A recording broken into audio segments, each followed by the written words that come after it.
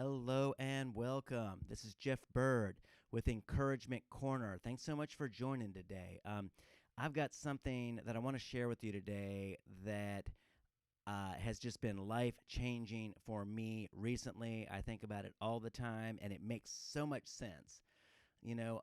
Sometimes if you're like me, sometimes the Bible stories seem to be just that, Bible stories. They seem to be out there somewhere. God can easily feel like the little man floating around out by Andromeda somewhere.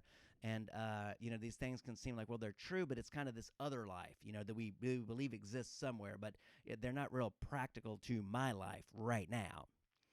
So I came across, I was introduced to it actually by a good friend, to this teaching recently, and what it says is that we all have saboteurs in our life.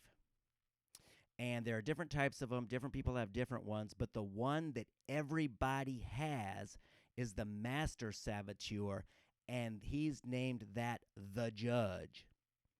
We all, every single person you'll ever meet, every single person listening to this, we all know the voice of the judge.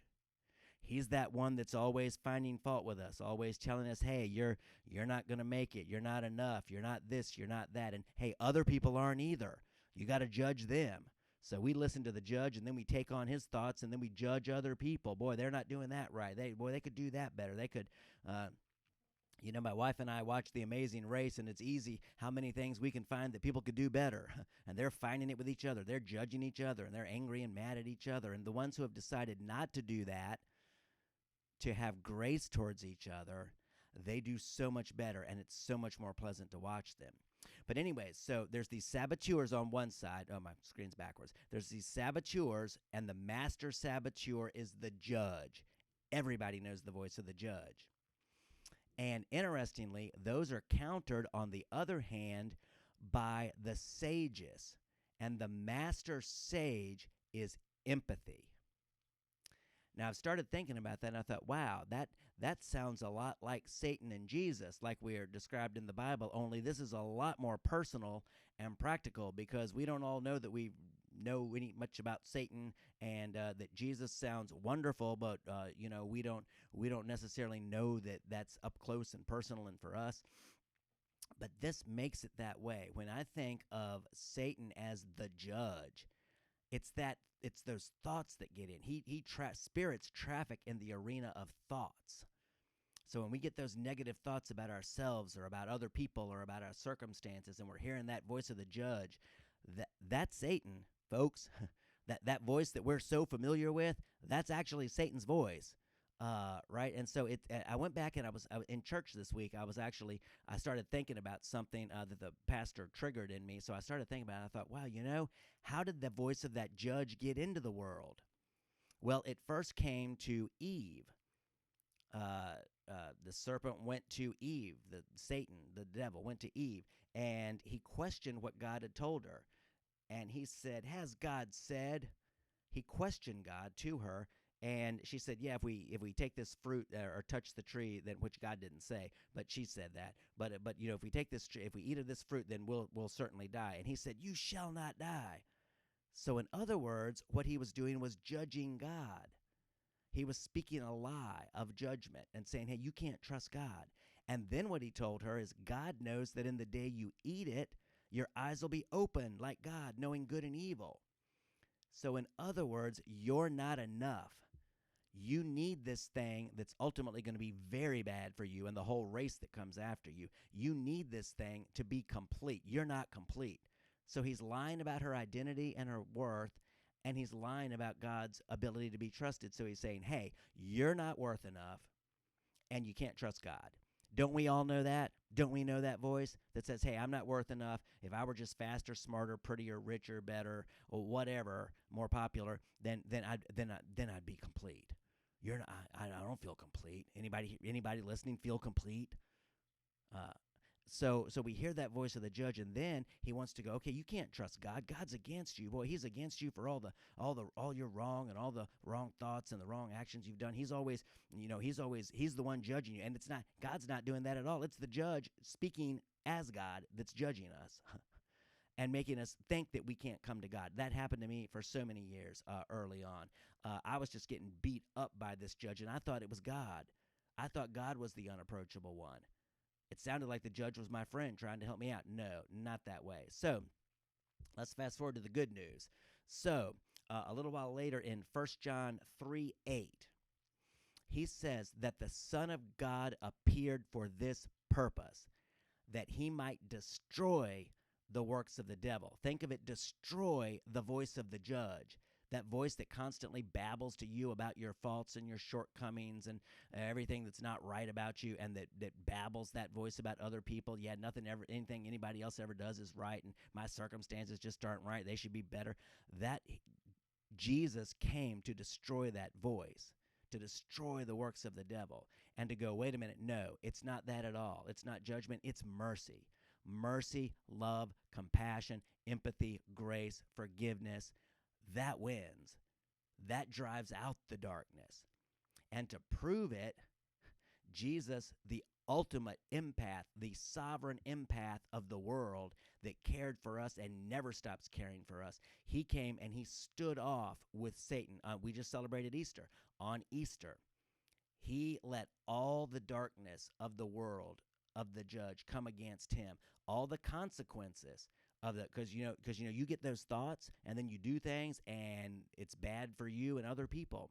So Jesus took the consequences. He took both the result of our negative thinking and the consequences on himself, and he took it out of the way and he died to it. So the empath says, hey, listen, this is how good I am.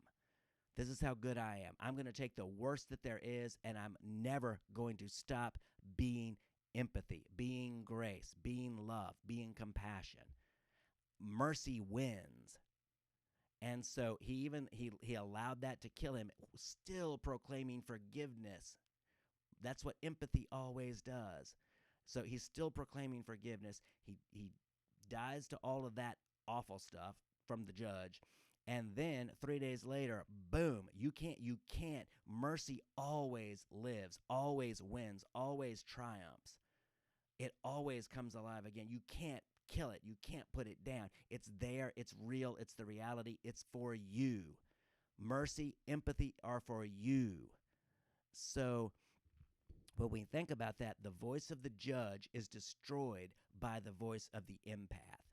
So if Satan is the judge, Christ is the empath forever. He's mercy, he's grace, he's goodness, and he's good towards you. He will never let any of that evil, he's not going to have that darkness and that judge in his kingdom.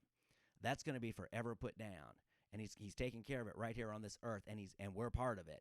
So as we receive his voice, receive that empathy, it puts down the judge. It puts down the judge. If I catch myself judging myself or judging another person or judging my circumstances, like, wait a minute, let me tune into that voice of the empath, the one who has forever stood against all the worst of the judge and overcome it, and now lives forever, and so do you. So do you. So I hope that putting that in the context of the judge and the empathy, the empath, if you see it that way, see, that's so relatable to our lives. Sometimes, again, the religious stories don't seem that relatable, but boy, the empath and the judge seem relatable. We all know that judge's voice. We hear him all the time. We've been hearing him all our lives. But the voice of the empath that says, no, you are chosen. You are loved. You are forgiven. I've taken all that has to do with the judge and the judge in your life. I've taken it away. I've died to it. I've died to your consequences of being deceived and listening to those lies and those judgments and then doing wrong things as a result. I've taken that all away, and now you're alive with me. I brought you alive again in my empathy, and now you get empathy forever. That's just part of who you are. You're part of that realm that's greater than this universe, that's greater than the galaxies, that's greater than all that. It permeates it all and where we are, but it's like you're part of that realm. One day, you're going to leave this body and be in that realm, in the realm of beauty, of kindness, of love, of grace, of wonder, of glory forever.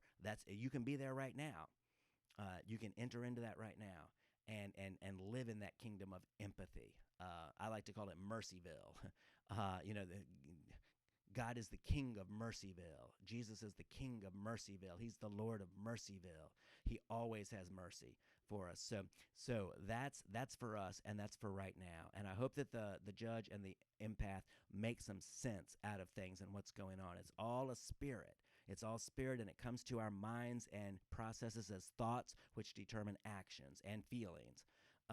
So hopefully we'll have some good new feelings as we dwell on empathy, dwell on mercy, dwell on love, and see that light always overcomes the darkness. You can't turn on a dark and get rid of the light in a room. Darkness only exists in the absence of light. If it's dark, don't swing at the darkness. Just flip on the light switch. Turn up the lights real bright. So hopefully we can all turn up empathy towards ourselves and towards each other, and the love that Christ has for us, and that He is the ultimate empath, and He ultimately has empathy for every one of us. So hope this has been a help to you and a blessing. It sure is helping me. So thanks so much, and have a great day, and God bless, and I'll see you next time.